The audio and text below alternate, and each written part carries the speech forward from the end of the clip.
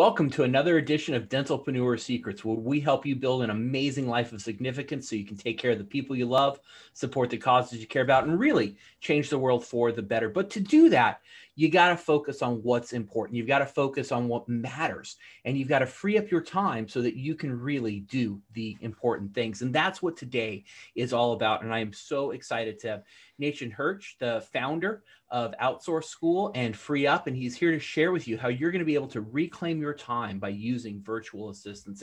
And the reason I'm so excited about today is by the time we finish our conversation, you're going to really know why anything is possible with virtual assistants. That's right. Anything is truly possible. You're going to have a new mindset and a new way of thinking about working with your team and building those virtual assistants so that you can reclaim that time. And you're going to have some tactics that you can go back and implement right away. But even more importantly, you're going to leave feeling empowered to achieve your most important goals. Wow, we're going to have a lot of fun today. Nathan, welcome to the show.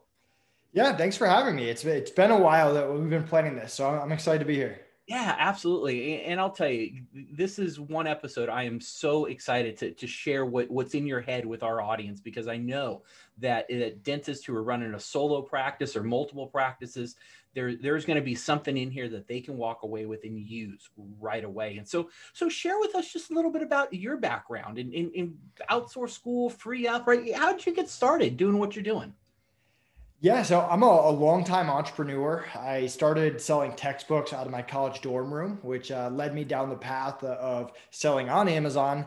Got a cease and desist letter from my college telling me to stop competing with their bookstore. And that made me pivot. So I started doing a lot of trial and error to see what I could sell on Amazon. This was 2008, 2009, when Amazon was just bursting onto the scenes. And I mean, I finally, after 6 months of trying every single product you could imagine, I figured out the niche of baby products that was very profitable at that time. So I started drop shipping baby products on Amazon. I had to be one of the first 1,000 people on Amazon doing that. And we grew fast. We sold hundreds of thousands of dollars that first year, eventually millions out of my college dorm room. We had to start hiring people. We started off hiring college kids who were really unreliable, which led us down the path of hiring our first virtual assistant and kind of seeing that as a better hiring solution. And we spent years coming up with a really good hiring process, which led us to create a freelance marketplace called Free Up that we scaled for 4 years, and that was acquired. And now through our membership Outsource School, we teach entrepreneurs our systems, our processes that have allowed us to scale businesses incredibly lean. So that's the quick version, but I went from books to baby products to a freelancer marketplace to Outsource School. Really? So just kind of following that entrepreneurial journey. And I almost find it a little ironic that you got a cease and desist from your college instead of an A+ in business. I mean, that to me is wild. Yeah, I mean, I was going to school for business, so you'd think that they would encourage that. But I think colleges are all for profit now, and anything that takes away from their profit, no matter who it helps, I don't think they're interested in. Yeah, no, very, very true. Right. So here you are, right? You're growing that Amazon business. You're working at college. You said you'd made kind of a few, hires here. And then you realized you wanted to start looking at virtual assistants. What was the thought process behind that, right? What was kind of that epiphany you had to help lead you down this road? Well, the thought process was that college kids were really making the business struggle. I mean, I had to remind them to wake up for their shifts. They weren't doing a good job. They didn't really care about the company. And a buddy of mine who ran a side photography business said he had a virtual assistant from the Philippines and that I should try it out. So I hired my first VA, totally random, got lucky, didn't really have a good interview process. Her name was Chicky Ann.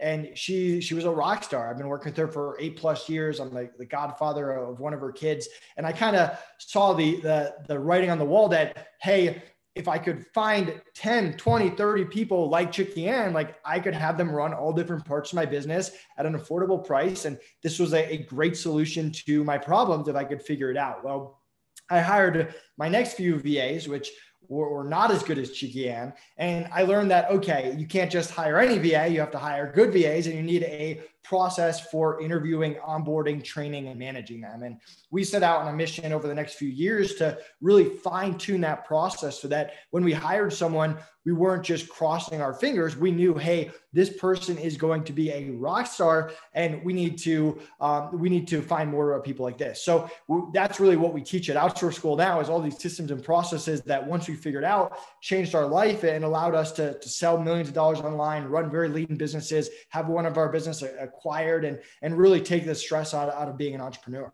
Wow. And right when you were doing this, Nathan, there was no one really leading the way like you have, right? You know, I'm a member of Outsource School, full disclosure. And in there's playbooks on how to do this stuff, step by step by step. You didn't have those step-by-step guides, did you? Well, that's kind of the concept behind Outsource School, is we wish we had those step-by-step guides. I mean, we spent years trying every interview question, every onboarding process before figuring out ours, but it would have been a lot easier to pay $97 a month or $9.97 for the year, just get access to all this stuff that we could have plugged into our business. And that's a common theme. I mean, when we built FreeUp, we wish there was a better marketplace than Upwork and Fiverr. So we went out and we built it. To me, that's just a very good way to start businesses, is based on your own personal need, that most likely other people are looking for the same thing. Excellent. So, right, I know you've mentioned hiring, onboarding, training, and managing, and really needing a process for that. And I want to come back to that, because I think that's so important for you who are listening to really work through those 4 areas. But even before that, I kind of want to pull back again and really just start thinking about, how do I know if my business is going to benefit from virtual assistants, right? I'm running a dental practice, or, I'm involved in the dental industry. I've got a company. I'm trying to grow it and scale it. How do I know if virtual assistants are a fit, and how do I know if they can help me? What are some things that I can be thinking through?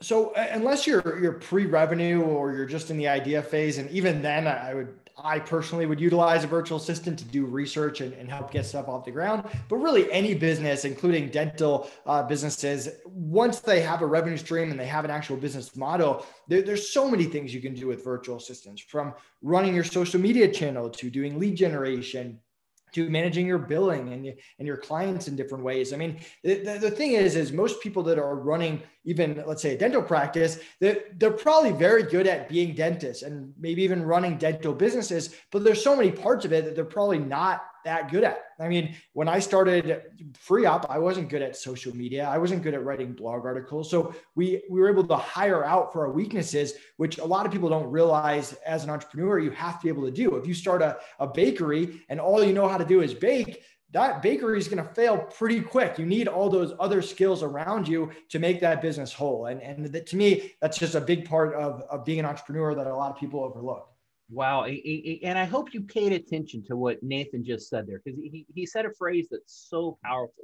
You want to hire for your weaknesses, right? You want to hire for those areas that you may not be fully competent in. And maybe that's a good place for people to start, Nathan, is just thinking about, what do I enjoy doing in my business? What am I good at in my business? And then what am I really weak at? And then start thinking about how can I plug those holes? Would you kind of recommend that as a starting point? Yeah, I mean, self-identification is incredibly important. And we take it a step further. I mean, I have a business partner, Connor, that I've been working with for years, and we have different strengths and different weaknesses. And there's certain things that I'm not good at that he'll do, and vice versa.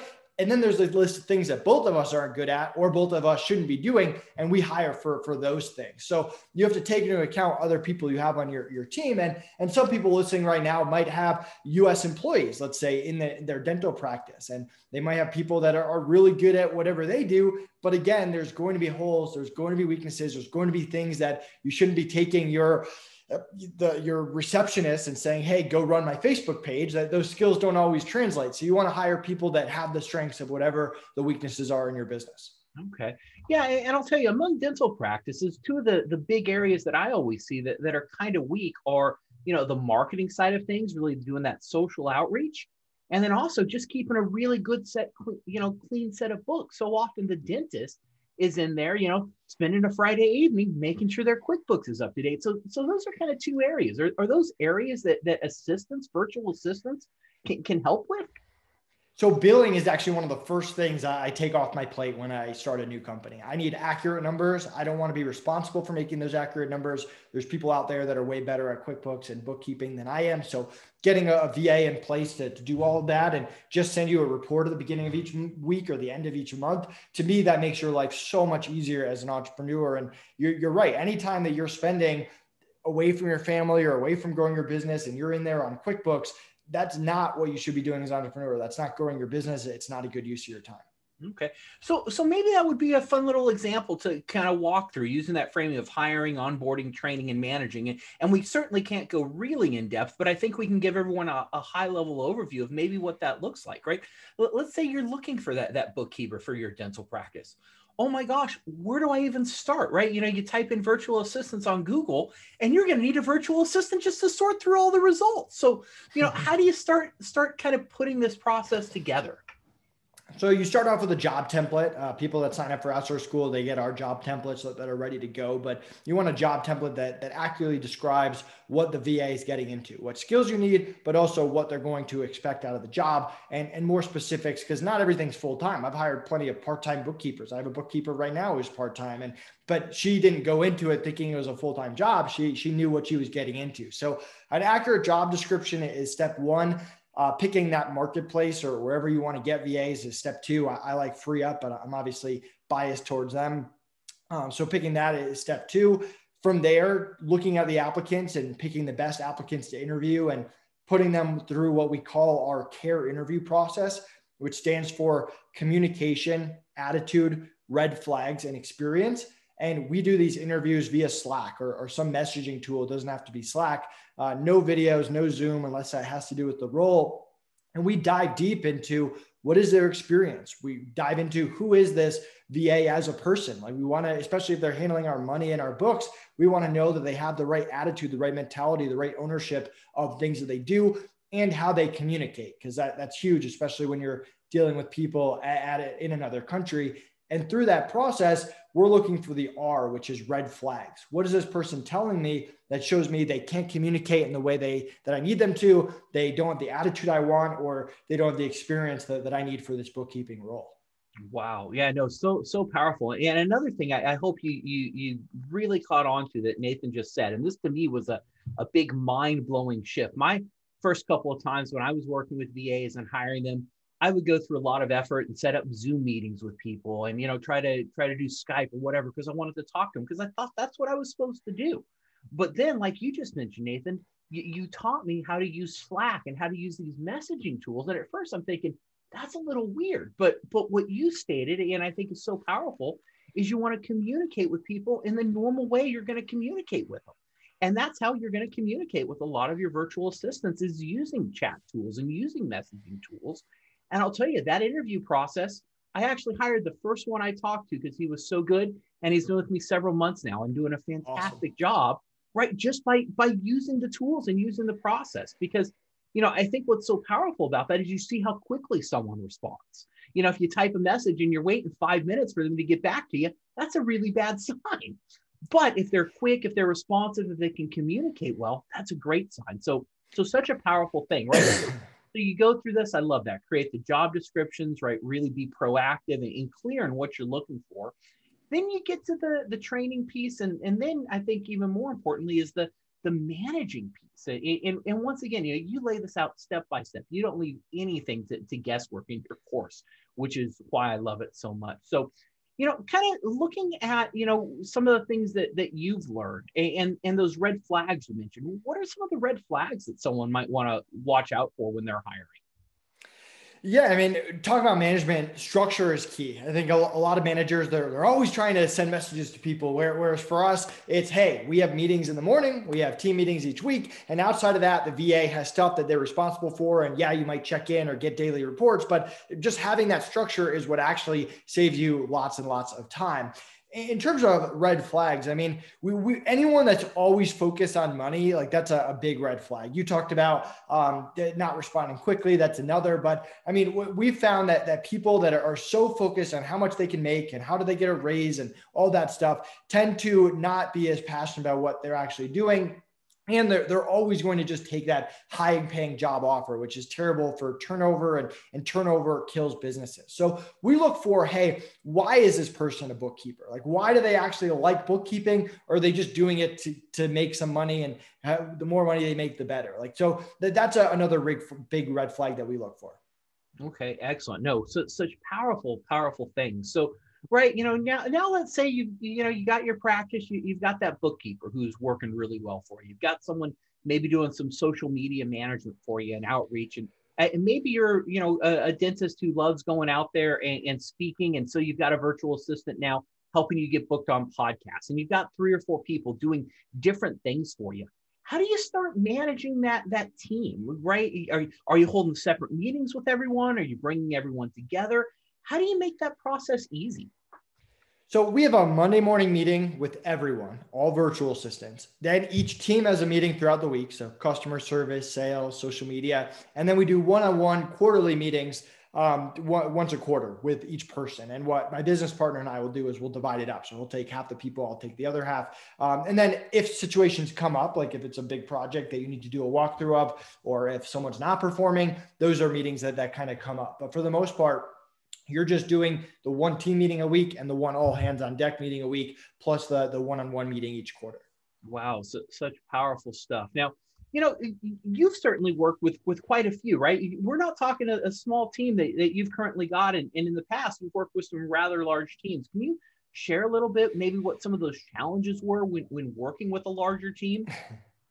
So we had a 40-person team at FreeUp. And I think one of the biggest challenges actually was our customer service was exploding because we were getting more customers, we were growing. And so at one point we had to hire 8 customer service reps at the same time. We really only needed 6, but we hired 8, figuring that, hey, 1 or 2 may not work out, although we're pretty good at hiring. Once you start hiring that many people at once, there's always a chance that someone falls through for any reason. And if you need 6 people and you only hire 6 people and 1 falls through, and let's say they fall through towards the end, then you're still short on customer service and it takes you forever to get that last person trained up. So we overhired. And then you also run into some issues too, because when you hire all the people at the same time, eventually you're going to need team leaders and assistant team leaders, but they were all hired together. So we learned a valuable lesson about kind of staggering hires. If we could do it over again, instead of hiring 8 people in the same week, we do like 2 following weeks. And that makes it a little bit easier to structure team leaders. It also puts a little less pressure on the team leaders to get everyone trained at the same time. A lot of times you want to avoid like groupthink, like training people in batches opposed to one-on-one training, which can kind of show you who's doing well and who's doing not. But I mean, we've gotten to the point where we're very good at hiring teams, and there's certain nuances that comes up in very specific situations. Usually when you have to hire a bunch of people in a short period of time that you get through and you work through. But there are things that you kind of look at your process. You're like, all right, next time I would do it a little bit differently. Okay, excellent. So, I know one thing that, you may be thinking if you're listening to this, and I know I certainly was concerned about this when I first started out, but what about security and confidential data? I mean, how trustworthy are the people that we're hiring, and what does that vetting process look like, right? How do you protect stuff? So that's where the attitude comes in. When you find someone that has a great attitude that can communicate at a high level, a lot of those security concerns go out the window. I mean, bottom line, you have to be able to trust people as a business owner. If you're a business owner that doesn't trust anyone, that won't let anyone get access to things, you're not going to go very far. And yeah, trust comes with risk, but so does being an entrepreneur. And if you do everything you set yourself, you know where that ceiling is. You're only going to be able to get to a certain point. If you trust other people, you're able to scale your business a lot bigger. And you can do certain things to protect your business, like NDAs and LastPass and stuff like that. But the real way to protect your business is to build relationships with the VAs that you hire. And we've had VAs that have quit on us. We've had VAs that we fired. They didn't want to hurt us. We didn't want to hurt them because we built a great relationship with them. And to me, that's what it's all about. And I also say that the risk is a lot smaller than people think. The average virtual assistant cares so much more about providing for their family and keeping you as a client and having a stable job than they do about hurting your business in some way. And even if they stole your client list or got access to one of your things that they shouldn't have, like most of the time they won't even know what to do with it or how to actually make that benefit them in the long run. So that's something that I think people need to worry about less. Okay, excellent. No, and that's certainly been my experience of what I have found also is, so many of the assistants I've been able to work with, they have that main concern at heart is they just want more freedom so they can spend time with the people they care about and they can build those amazing lives of significance for themselves. They're just looking for a good environment. They want to do good work and they want to take care of their families. To me, those are the best people to work with because that's what I'm trying to do. And I know that's what you're trying to do too, is provide value to the world and take care of the people we love. Right. I 100% agree. And that's kind of our mentality. It's about caring and building relationships and actually trusting people. Yeah. Now, sometimes working with VAs, if you don't do this right, you can have a couple little things that may go sideways. And so, for example, you and I were talking before about a client that had actually hired a family of virtual assistants working together. And there was a little something that happened. What took place in that example? And what are some things we can learn from what you're about to share with us? Yeah, so I think the biggest lesson is diversification, especially if you're a newer entrepreneur. I wouldn't recommend hiring families or husbands and wives. I think with Connor and I, we're a little bit more advanced. We hire really good VAs. When we hire someone and we know they're good, we're a little bit more trusting on their referrals, but that's not how I would necessarily start out. And we had a client, Norman. He was a free up client, after school client. He hired a family of VAs to run his Amazon agency, and they were doing a great job. They knew Amazon. He skipped a little bit of training time, and they were doing a great job for his clients. But one day he pissed off one person on that family, and the entire family quit on him, and he lost his entire team in 24 hours. And that was devastating for him. And obviously, he learned a very valuable lesson about diversity. And when you get to a point like that, you have to be able to hire people quickly. And that's really where Outsource School's hiring process comes in. It's not just about hiring good people, it's about hiring good people fast. I mean, I'm very confident that if you spent 10 hours interviewing every single person, you'd probably have a good chance of hiring someone good, but the average entrepreneur doesn't want to do that. We want to do quick interviews, and our interview process allowed him to quickly hire 5 to 10 people from different families that didn't know each other to replace the family that quit. And his business was not only stronger and better, but more diverse and more protected going forward.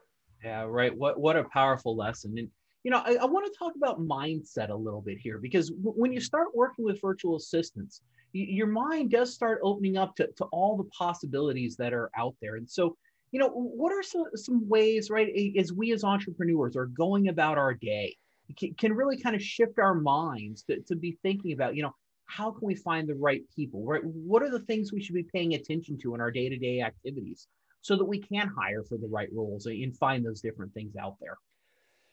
So one thing that I wish I learned earlier as an entrepreneur is what my ideal day should look like. What should I actually be doing in every day? What order, what time? And so I map out my ideal day where I wake up and I do my most important thing right when I wake up. I end my day by 2 o'clock, 3 o'clock. And because I like that freedom and spending time with my family.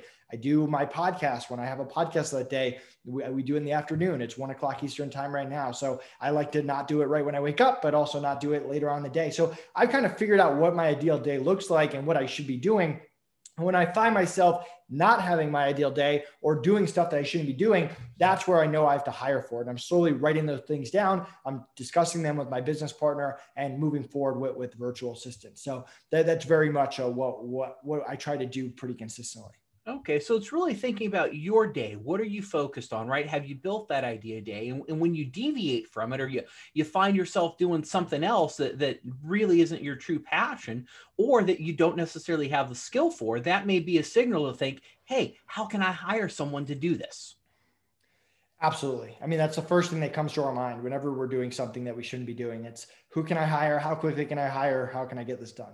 Excellent. So, let's dive into maybe some of the personal results that you've seen just on your entrepreneurial journey in terms of working with VAs and how they freed up your time to focus on other things. So walk us through some of the personal results that you've been proudest of being able to achieve through your use of virtual assistants.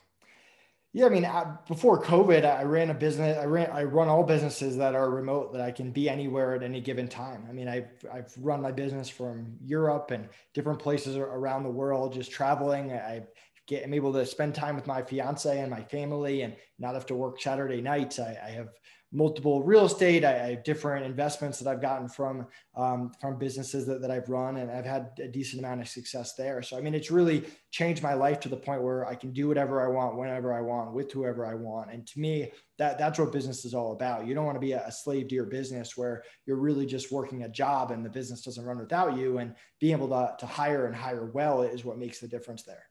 Wow. So powerful. And it's even freed you up to kind of pursue some other things too, in terms of investing and looking for other companies to partner with. Can you talk a little bit about what's going on there?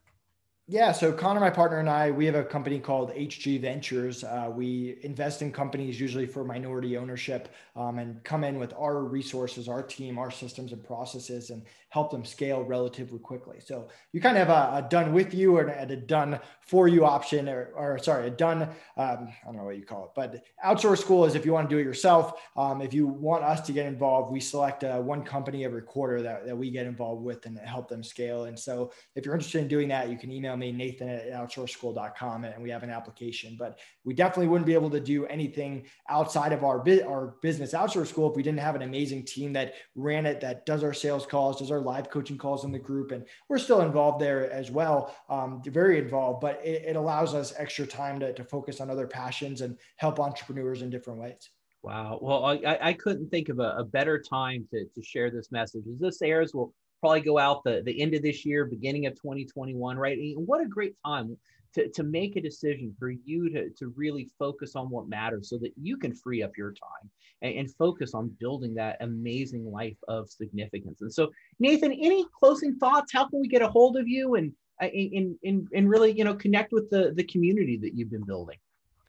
Yeah, I mean, go to outsourceschool.com. You can check it out. You can grab a free trial. You can set up a call with someone on my team. Yeah, Nathan Hirsch on any social media channel. I'm pretty easy to follow. I'm always trying to put out good content and love chatting with other entrepreneurs. So feel free to reach out anytime. Excellent. And I will put a link in where you can follow this stuff and connect with Nathan, check out Outsource School and everything he's going on. Well, Nathan, thank you for being such an amazing guest. And I know I feel more empowered to go out there and achieve my most important goals because I've got confidence that I'll be able to free up my time by building and continuing to build that amazing team. So get out there, make it a great day. And don't just listen to this. We want you to implement these things because you can listen to these great ideas all day long, but if you don't do them, you're not going to get the benefits from them. And that's why we do these shows for you. If we want you to build that amazing life of significance so you can take care of the people you love, the causes you care about, and really change the world for the better. I'm Tim McNeely. Thanks for tuning in. Talk to you soon.